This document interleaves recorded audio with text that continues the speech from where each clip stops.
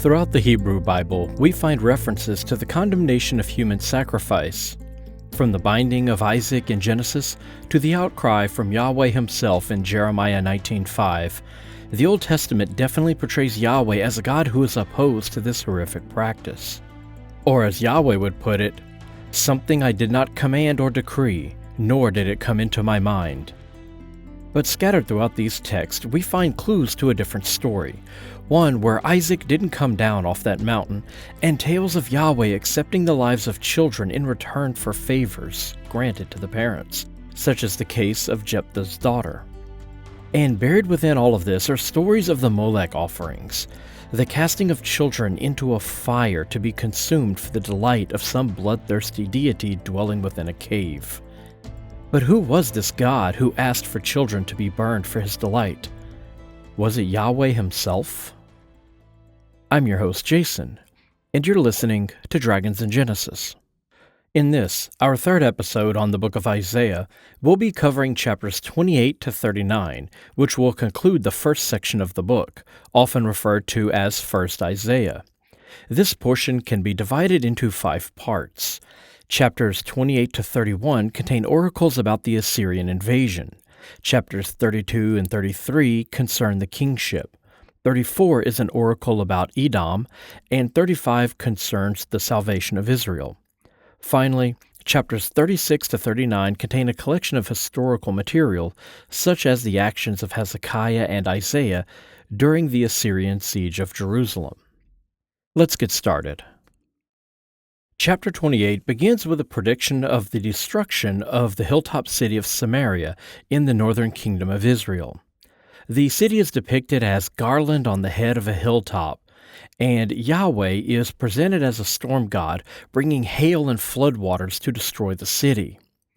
The text turns its attention to the southern kingdom of Judah in verse 7, calling out the priests of the temple by accusing them of drunkenness. The rulers of Jerusalem refuse to listen to the words of the prophet and thereby God, and so they invite his judgment. The people of Judah will learn Yahweh's teaching from people who speak a foreign language, and they shall suffer, be broken, and be captured. This tells us that some of what we consider to be Judaism is going to come from their foreign rulers in Babylon, not from Israel. See the episodes on Ezra and Nehemiah for more information on that topic. Their refusal to listen to Yahweh is then likened to making a covenant with death, a pact with Sheol. This covenant is both a reference to the allegiance formed with Egypt against the Assyrians, and of the evil covenant mentioned in 1 Enoch 6, when rebellious angels bound themselves together to revolt against Yahweh. Or perhaps it's the other way around, with the story of the rebelling angels being a symbol for the apostate priests turning from Yahweh and giving improper worship. Beginning in verse 16, we have a strange oracle. Yahweh lays a foundation stone in Zion and instructs his people to have faith in it and never to waver. This stone will undo their covenant with death and save them from Sheol. It will hold down the destructive flood as part of his judgment. This short oracle would later be used by Christians when writing Romans 9:33, 10:11, and 1 Peter 2:4-6. Something else of note is the mention of this cornerstone in Zion holding down the floodwaters. This seems to be another reference to the ancient idea that the floodwaters came from great fountains of the deep and were instrumental in Yahweh's judgment of the earth, as mentioned in the Noah story.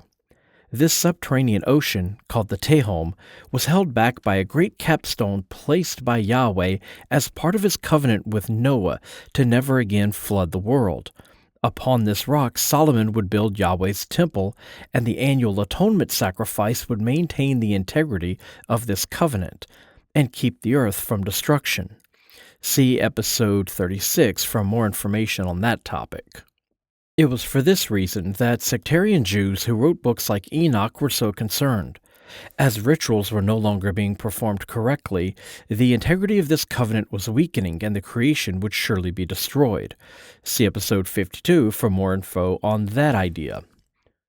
The oracle reaches its climax in verse 21, in which Yahweh threatens to once again bring destruction against the enemies of his people, referencing two events in the past in which he did exactly that.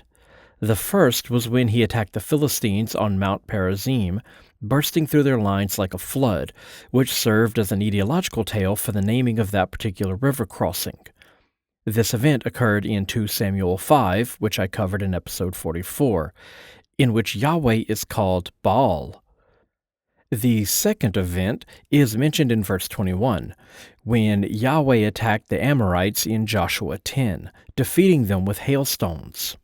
So now the angry God is going after the enemies of Jerusalem instead of the city itself, just as he had twice done in the past.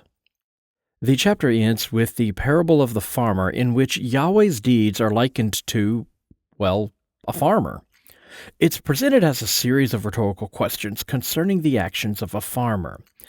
Is the plowman forever plowing in order to sow, always loosening and harrowing the field? The actions of Yahweh are compared to the farmer, starting with plowing, then the planting, the threshing, and finally the grinding of wheat. Yahweh has different actions for different times, each coming when it is needed according to his wisdom. In chapter 29, we run across a new name for Jerusalem, the name Ariel. Possible interpretations of this name can mean altar hearth of God, city of God, lion of God, mountain of God, or foundation of God. Unfortunately, we can't really narrow down this list, as Jerusalem was located on a mountain, the temple contained an altar on which sacrifices were burned, the town was considered to be the dwelling place of God, and the capstone was the temple's foundation. Also, the city was called the City of David, a man known as the Lion of Judah. So all of these interpretations make sense, and perhaps that is why the name was chosen, because it encompassed all of these meanings.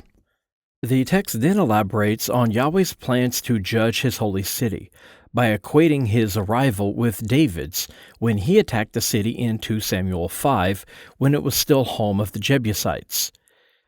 Yahweh too will encircle the city and besiege it, causing the people to send up wails of mourning. They shall be live voices from the ground, a reference to the idea that spilled blood calls out for justice, meaning that soon their blood will water the earth. Suddenly, Yahweh Sabaoth will visit them with thunder and earthquakes, whirlwinds and storms and fire. Here we not only have volcano imagery, but storm god imagery as well. Various traditions are fusing into one deity at this point. But here he's representing the invading army of the Assyrians, as we soon see in verse 7. In the night he comes to snatch the city from its fate, arriving like a dream to punish those who war against his city. The great horde who besiege Zion will be punished and the city of Jerusalem delivered. Verses 9 to 16 focus on the leaders of the city, offering Isaiah's commentary on their fitness for office, and he doesn't hold back. As the leaders of Judah rejected the prophet's words and advice, he responds with, "Stupefy yourselves and remain stupid. Blind yourselves and remain blind." Come on, Isaiah, tell them how you really feel. Yahweh has poured out a spirit of deep sleep, shutting their eyes and covering their heads, meaning he has misled these false prophets and soothsayers. If you have turned from Yahweh, he will not only abandon you, but he will steer you further away from him as a punishment. They were given a vision of what was to come, as if handed a sealed scroll, and when it was given to those who could understand it, they feigned ignorance. This is Isaiah's argument against other prophets. They were all given the same visions, but Isaiah alone understands what Yahweh means. We saw similar in 1 Enoch, as those in the temple were considered to be blind and had forsaken wisdom. See 1 Enoch 93:8. We covered this in episode 54. Yahweh speaks to his prophet again, beginning in verse 13, threatening to pass judgment on them for approaching him with empty words and hearts that are far from him. He will deal with them in surprising and wondrous fashion, extinguishing their wisdom. They seek to hide their schemes from Yahweh, working in the darkness and saying, "Who sees us? Who knows what we do?" As if they can hide their perverse deeds from their God. This is a message against the apostate priests who, according to Isaiah, are using their wicked reforms to lead the people astray. Those who walk in darkness, Psalm 82:5, will be punished by Yahweh's wrath, and proper wisdom shall reign once more. Isaiah is here anticipating a time when the reformers' religion will be removed from the temple, and Yahweh's wisdom will return to the priests. This again parallels the story of the rebellious angels found in 1st Enoch, as they attempted to rise up against Yahweh and establish themselves as rulers, disrupting the natural order, but their corrupt knowledge was wiped out from the face of the world in the flood, as Yahweh set the world to rights. Beginning in verse 17, we get an oracle of redemption, and it's been argued that these verses may be post-exilic additions. In short order, Lebanon will become an orchard, renewed fertility of the land. And out of the gloom and darkness the eyes of the blind shall see again, a clear reference to the return of wisdom to the people. The tyrants shall be no more, and the lowly shall rejoice in Yahweh. These details are common for the day of judgment, renewal, and fertility, casting down of the wicked, and elevation and rejoicing amongst the righteous chosen. Perhaps our earliest example of this idea comes from Deuteronomy 32:43, though you won't find it in your Bible. You'll need to look to the longer version of that verse from the Dead Sea Scrolls in a fragment called 4Q24. Rejoice, heavens, with his people, and bow down to him, all you gods.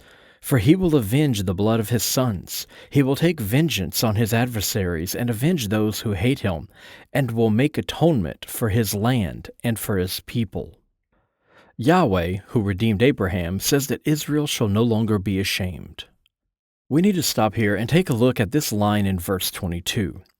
Yahweh redeeming Abraham is a reference to the sending forth the patriarch from the land of his father and away from idolatry, as found in Genesis 12 and 17. The problem here is that this story has Abraham migrating from the city of Ur of the Chaldeans, according to Genesis 11:31. This places Abraham firmly in the time of the Babylonian exile, as that is when the Chaldeans were in the city of Ur. So, by referencing Abraham's exit from idolatry and venturing to Israel, our text seems to be exposing a later time frame for its authorship. It should also be pointed out that texts discovered at Elephantine, Egypt, a settlement in southern Egypt with a thriving Jewish community and their own temple to Yahweh, along with his consort Anat, in there is no mention of Abraham or Jacob, which both appear here in verse 22. They seem to be unknown to this community, which left behind its documents prior to the Babylonian exile. So this section from verse 17 to 24 may be a reference to the return to Jerusalem following the fall of Babylon. In chapter 30, we return to the looming crisis of the Assyrian invasion. Rather than turn to Yahweh for help, the leaders of Jerusalem seek an alliance with Egypt. They're depicted as rebellious children, similar to the rebellious angels or the sons of God mentioned in 1 Enoch 30. They violate Yahweh's wishes and go down to Egypt seeking the Pharaoh's protection instead of relying on the magical veil that Yahweh has established for their city. Hiding in Egypt's shadow will become their shame. Like those rebellious angels in 1 Enoch 30, 6-7, they too make a pact against God's wishes, binding themselves together in disobedience. What we're seeing here might be the birth of those Enochian legends, where Isaiah frames historical events in terms of a cosmic disobedience. He calls the land of Egypt distressed and troubled, comparing it to its own monuments, the sphinxes that stand as powerful beasts, but in actuality do nothing. He also mentions the flying seraphs, those winged flaming serpents that we saw in the book of Numbers. Envoys travel to Egypt carrying riches to bind them to the foreign nation, but all is in vain. In verse 7, Yahweh calls for Rahab to lie still. Rahab is a giant sea monster of the Canaanite mythology and is here being used to represent the Nile River, and thus the nation of Egypt.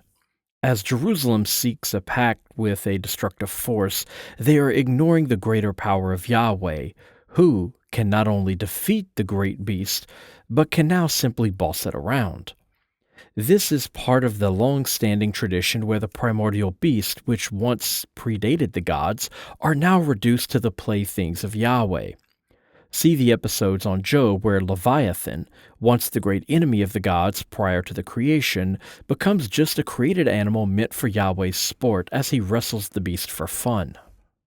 Isaiah is told to write his conditions of their rebellious actions on a tablet to be an eternal witness of the behavior of those deceitful children. This bears resemblance to the book of judgment kept in heaven, where the scribe of righteousness records the evil deeds of the wicked. See 1 Enoch 89:21 and Jubilees 4:23, where we find that it is Enoch himself who serves as the scribe of righteousness. Here in Isaiah 30, it is the prophet who serves this role. The prophet and seers do not see, nor do they give truthful prophecy for them. Instead, they deceive. They have turned aside from their path and no longer hear the Holy One of Israel. Because of this, their downfall will be sudden and devastating, like a potter's jar smashing to the ground. Yahweh addresses the rulers of the city in verses 15 to 17, instructing them to trust in Him and return. If they wait calmly and rely on His might, they'll be saved. But they wish to flee at the sight of danger, and for that, they'll be left like a flag on a hilltop. But according to verse 18, Yahweh plans to be gracious to them at a future date. He shall rise up to show them mercy. The people of Zion will cease their weeping, and He shall hear their cry and answer their prayers. The answer to their prayers will be a teacher, currently hidden from them, who will reveal himself and show them the righteous path to follow. He will teach them to discard their idols and bring rain to the land for their crops and grass for their cattle to graze. Fertility will return to the land and fresh water will run down from the hills. There will be a great slaughter, and the light of the sun and moon will increase sevenfold, and the wounds of the people that Yahweh inflicted will be healed. This section reads like many prophecies we've encountered in Isaiah, when Yahweh will slay His enemies, replenish the land, and exalt and restore the people. But there's another detail here to examine, that of this mysterious teacher. Elsewhere, like in Isaiah 49, we find a hidden servant, who, like Jesus in Revelation 1:16, has a tongue like a sword. Enoch was also hidden from the world until it was his time for him to be the messenger of God's judgment on the fallen angels, and the Dead Sea Scrolls describe a righteous teacher who had presumably been hidden, as he wouldn't appear until the end times. In John 8, Jesus attempts to teach his message, and his audience threatens to stone him, so he goes into hiding, representing the temple cult rejecting the theology upon which Christianity was based, according to the author of John. There seems to be a long-running tradition of a hidden teacher returning to spread the message of Yahweh before the time of judgment. My personal opinion is that it's a hope for those of one theology, for their message to be heard, and for the Reformed religion to be replaced. As with all the rest of their renewal theology, this detail was gobbled up by sectarian Jews and incorporated into their ever-evolving religion, until it culminated with the events of the first century and became part of their messianic tradition. Chapter 30 ends with an oracle on Assyria, specifically Yahweh's judgment on them for attacking His city, which He had commanded them to do. Just as He sent the Assyrians to Judah as part of His righteous anger, here He arrives from afar, angry and menacing, breathing fire and threatening to winnow the nations with His destruction. So we have volcano imagery and the grain harvest used to depict judgment on a national scale in a single verse.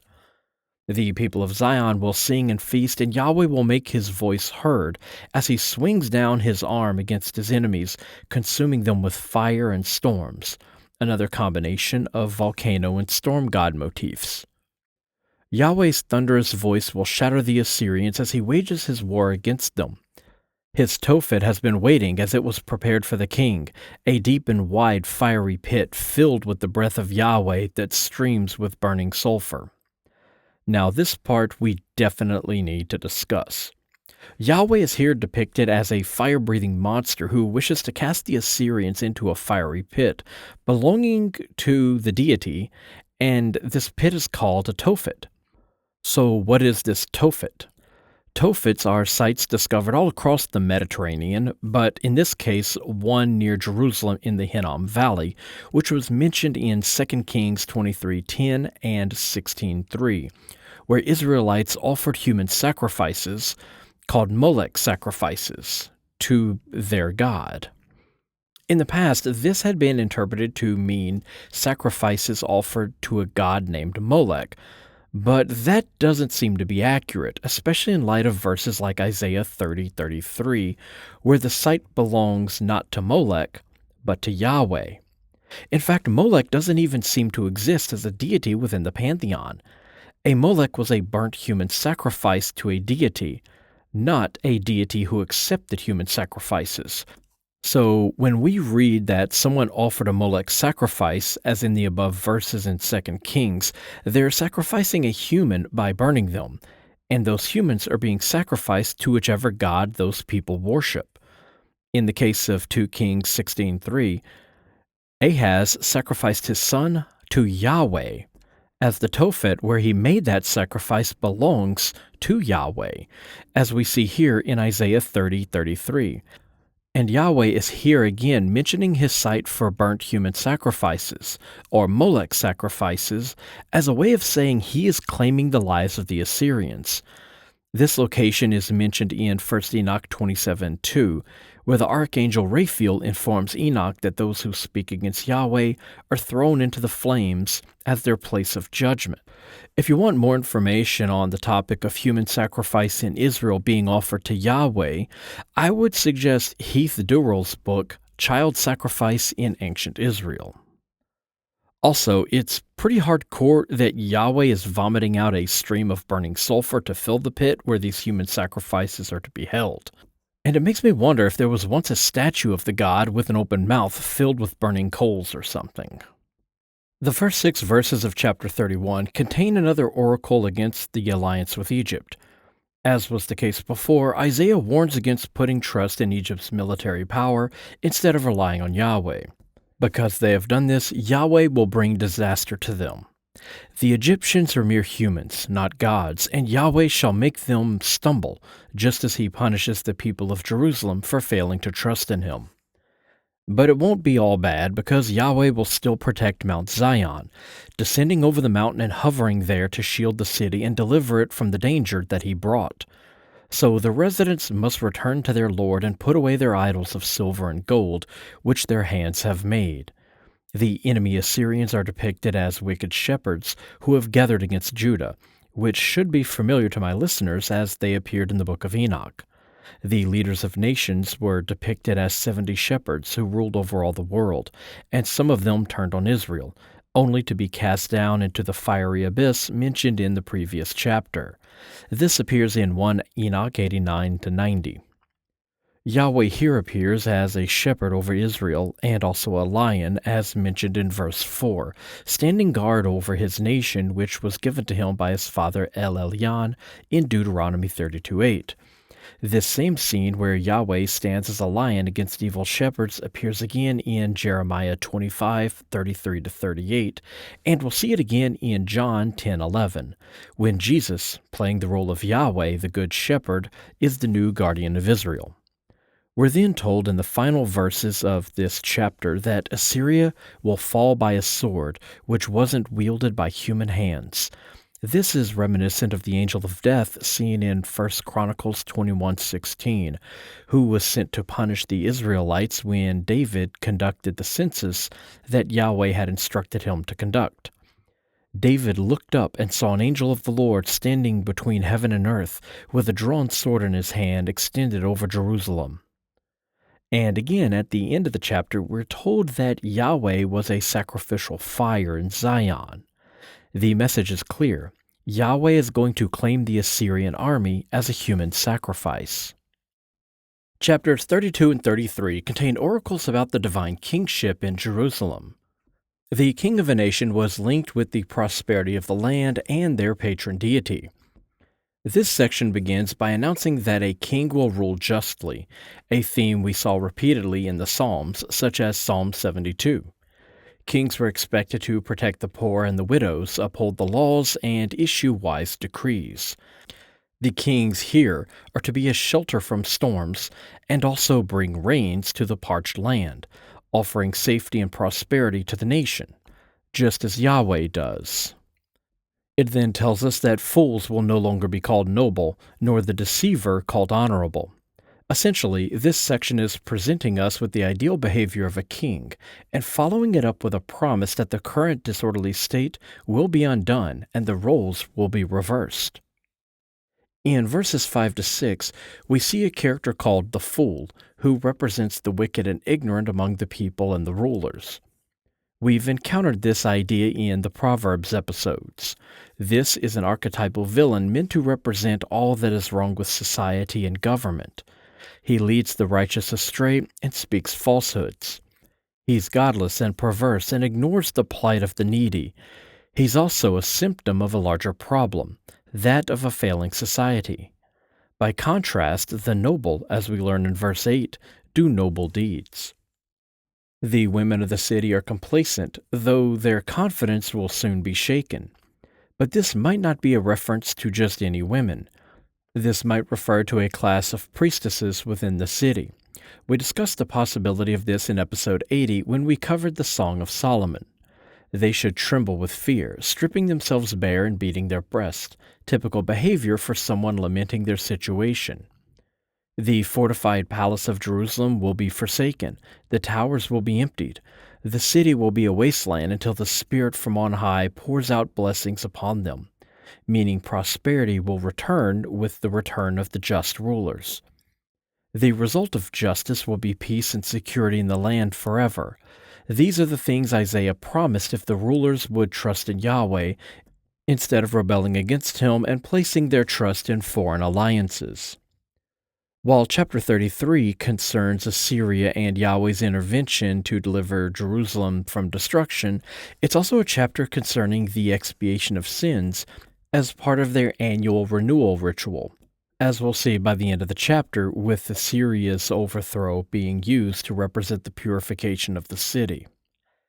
The sin which threatens the created order, or the Assyrian invasion, is called the Destroyer in verse 1. It comes to destroy, but in turn will itself be destroyed. It's also called a betrayer, like those angels who attempted to usurp God's throne. Every morning the people of Jerusalem find strength in Yahweh. Another possible reference to Yahweh being linked with the rising sun, as he's depicted here as salvation at dawn. Either that, or he's Gandalf riding in from the east to save the people at Helm's Deep, and both are equally likely. The people wait for Yahweh's appearance at dawn to scatter their enemies and gather up the spoils. He's then exalted and enthroned at the highest point, filling Zion with justice and providing a foundation for wealth, wisdom, and salvation, along with the steady progression of seasons. Again, Yahweh as the divine king is linked with the cycle of nature and prosperity of the land. The problems they currently face are laid out beginning with verse 8. The highways are desolate as travelers have quit their paths and covenants are broken. The nation languishes in mourning. The lands are stripped bare. The empty highways and lack of travelers refers to the pilgrims no longer venturing to Jerusalem and ignoring their duty to Yahweh. This is a sign of the damaged covenant which maintains the natural order that Yahweh must soon restore. In verse 10, he says he will rise up and exalt himself and consume like fire, so they shall acknowledge his might, ultimately to be destroyed. And not just the wicked outside the city, but the sinners within as well. Yahweh will consume them with everlasting flames. Later, the idea of eternal flames will be linked with hell, but in the time of Isaiah, it's part of Yahweh himself, as he's still a God of burnt offerings and fiery wrath. Their eyes will see a king in his splendor in verse 17. This is the idyllic king, and also Yahweh, who, just a few verses earlier, was enthroned in Jerusalem. Then they will no longer see the foreign invaders who speak a strange tongue. The city will never be destroyed, the tent pegs never pulled up. Obviously, this was written before the Babylonian conquest, which would see the city destroyed. Jerusalem will be a place of rivers and wide streams, a reference to the temple imagery which depicts Yahweh's house as the source of several rivers, which spring forth from beneath his throne. See Daniel 7:10, Ezekiel 47, and Revelation 22:1. And if you had any doubt about Yahweh being linked with the king in Jerusalem, verse 22 states, Yahweh is our judge, Yahweh is our lawgiver, Yahweh is our king. He it is who will save us.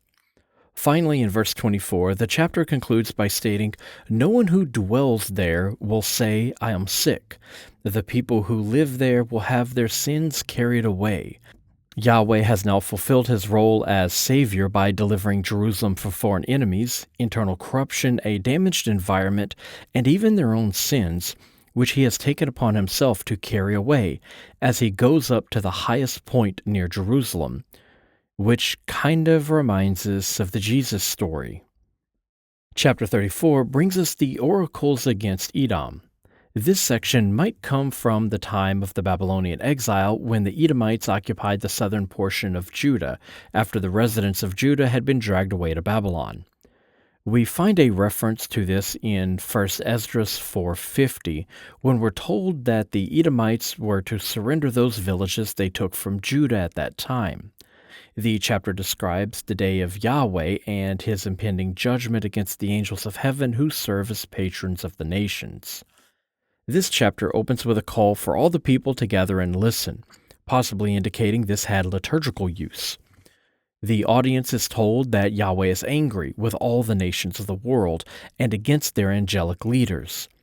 Remember that it was believed each nation was under the purview of a patron deity, as we saw in Deuteronomy 32:8, and the kings were the earthly incarnations of these heavenly beings.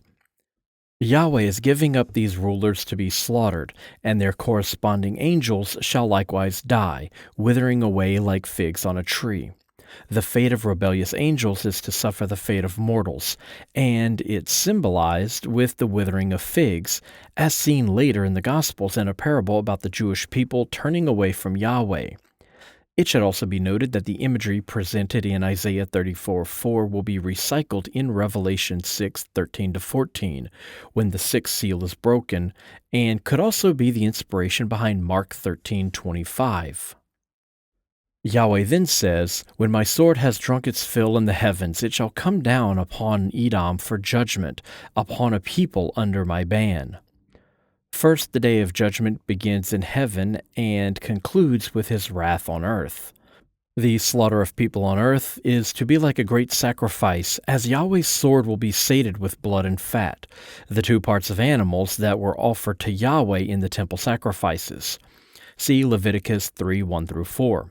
The text even explicitly states at the end of verse 6 that the slaughter of the Edomites is to be a sacrifice to Yahweh, and their land is to be soaked with blood and greasy with fat.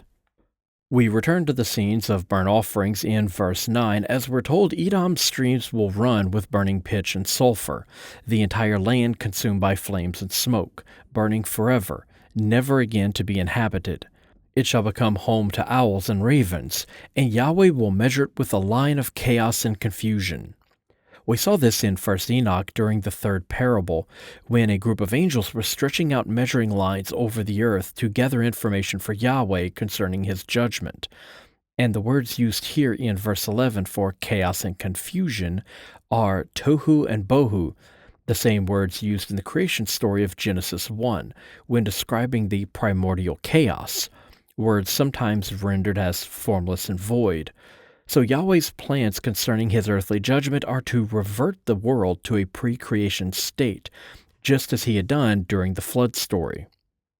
The fortresses and palaces will be abandoned, inhabited only by jackals and wild animals, owls and the Lilith, which are desert demons that haunt the wilderness, especially at night.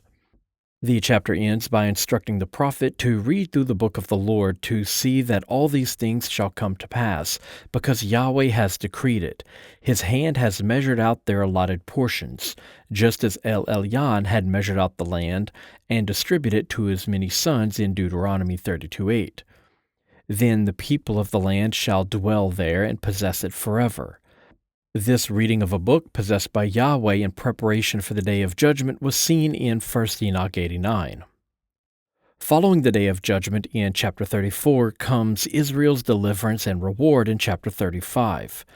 This pattern of judgment, destruction, deliverance, and renewal will be seen again in Revelation 21, as heaven and earth are created anew, reminiscent of the nature renewal festivals which first gave birth to these ideas many centuries before the authors of Isaiah.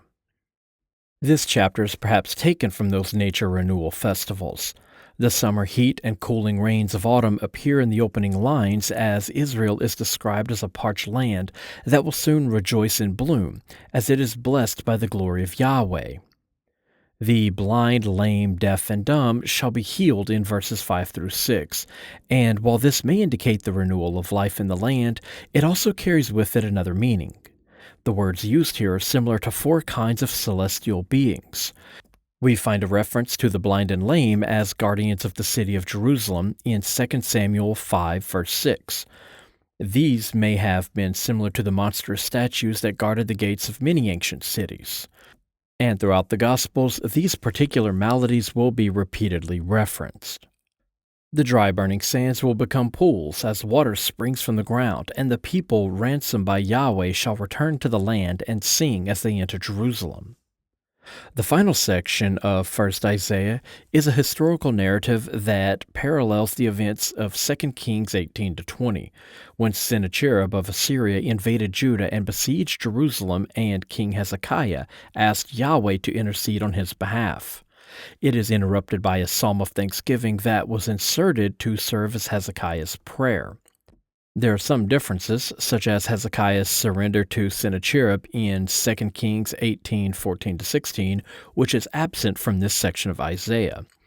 This pattern of duplicating King's material to serve as a historical appendix will be seen again in Jeremiah 52, which draws upon the same chapters from 2 Kings. Though it should be noted that parts of Isaiah and Jeremiah could predate the composition of the book of Kings, so those chapters in Kings could be drawing upon the works of the prophets and not the other way around. One more detail to cover before examining this section is that, like the story of Noah's flood, it is actually comprised of 2 separate accounts with similar details that have been compiled into a single tale. The first is comprised of chapter 36, verse 1 to chapter 37, verse 9, and 37:37-38. The second source is the end of chapter 37, verse 9 to verse 36. A notable difference between the 2 versions is Hezekiah's reaction to hearing the message from the commander of the Assyrian army. In the first version, Hezekiah asked the prophet Isaiah to meditate in hopes it will persuade Yahweh to intervene. In the second version, Hezekiah enters the temple himself to do the praying. In both versions of the story, Yahweh responds by speaking with Isaiah, who then delivers the message to the king.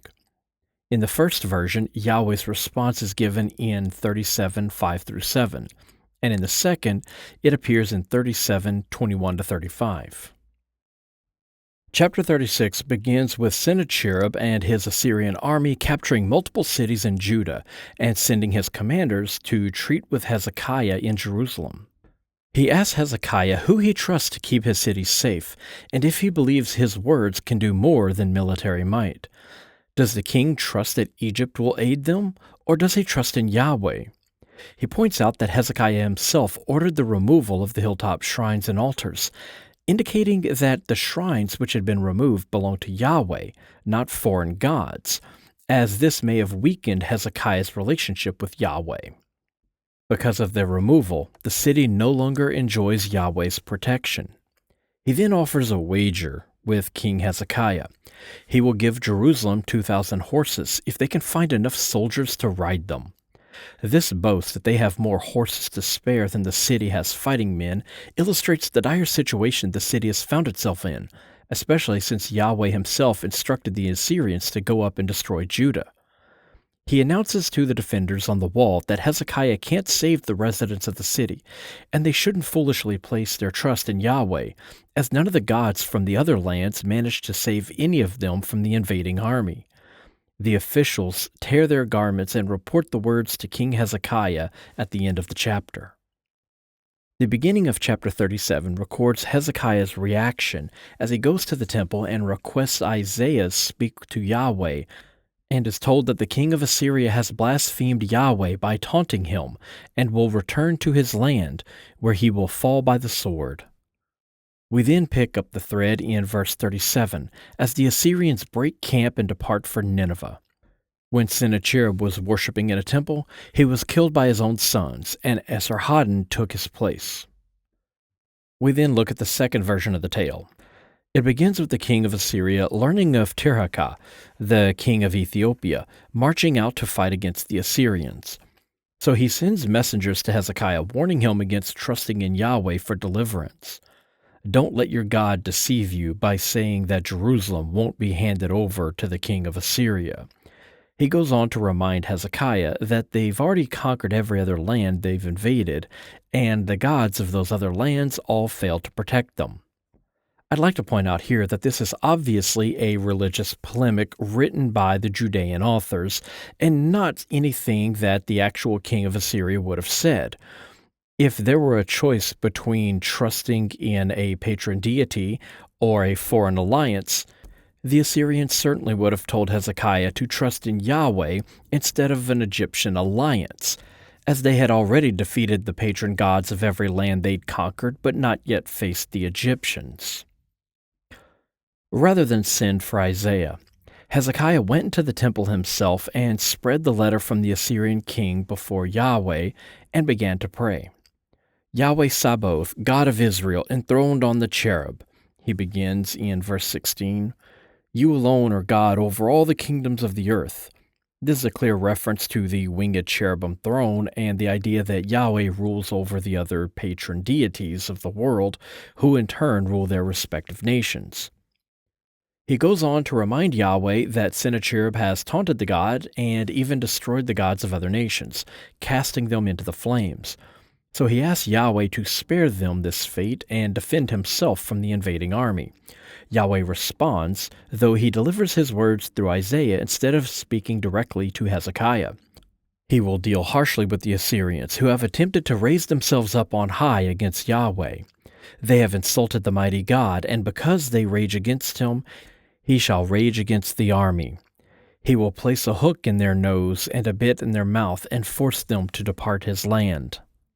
His judgment on them is likened to a harvest in verse 30, and the survivors of Jerusalem will once again bear fruit, and a remnant of them shall spring up on Mount Zion. The Assyrians shall not raise the city, but instead shall depart. And so Yahweh went out and slew 185,000 of them during the night, so they were gone with the sunrise the next morning. Chapter 38 deals with the story of Hezekiah's illness set before the time of the Assyrian invasion in 701 BCE, as is indicated by verse 6, so it should be placed prior to chapters 36 and 37. Hezekiah has become deathly ill and knew he would soon die. His plague is described as a wrath, likely a punishment from Yahweh for destroying the hilltop shrines.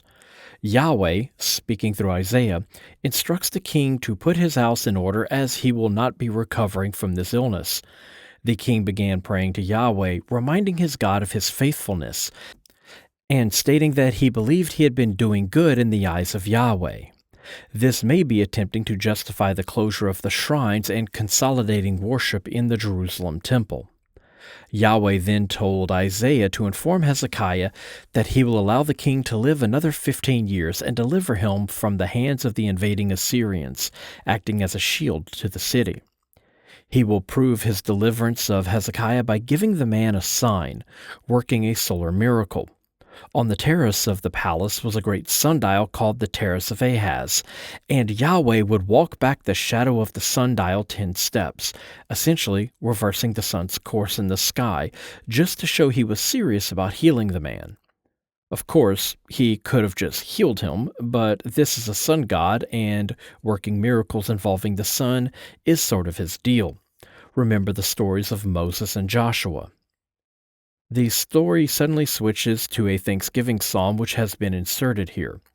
The psalm is fitting, a singer lamenting his early death and departure for Sheol, where he shall no longer see the people or Yahweh. His life has been struck down and folded away like a shepherd's tent, emphasizing the suddenness and unexpected nature of death. But Yahweh restores and protects his life, replaced his bitterness with peace, and rescued him from the pit of destruction. He has cast away the man's sins, and those who are living give thanks. Yahweh shall save us, so we shall play music in his house all the days of our lives. Once we realize that chapter 38 is out of order and should be read prior to chapters 36 and 37, we have before us a different story. Hezekiah has invited Yahweh's wrath for the sin of destroying the hilltop shrines. His wrath comes in two forms: the plague that afflicts the king and the invading Assyrian army that Yahweh has called up to march against Judah. The health of the king and the nation are linked, and both the nation and the king are at their end. But Hezekiah repents at the beginning of chapter 38, begging Yahweh for aid and to be spared his wrath. So Yahweh works a solar miracle just as he has against the Egyptians in the Exodus story and the Amorites in Joshua 10. The king's prayers concerning the invading army are answered as Yahweh turns his wrath away from Hezekiah and towards the Assyrians, sending out Hezekiah's plague to kill 185,000 soldiers during the night to scatter the army. From this reversal, the inhabitants of Zion would once again flourish and be prosperous just as Hezekiah returned to health, once again demonstrating the link between the health of the king and the fertility of the land. The final chapter of 1st Isaiah is only 8 verses long and concerns the tale of ambassadors sent to Merodach-Baladan, king of Babylon, to form an anti-Assyrian alliance.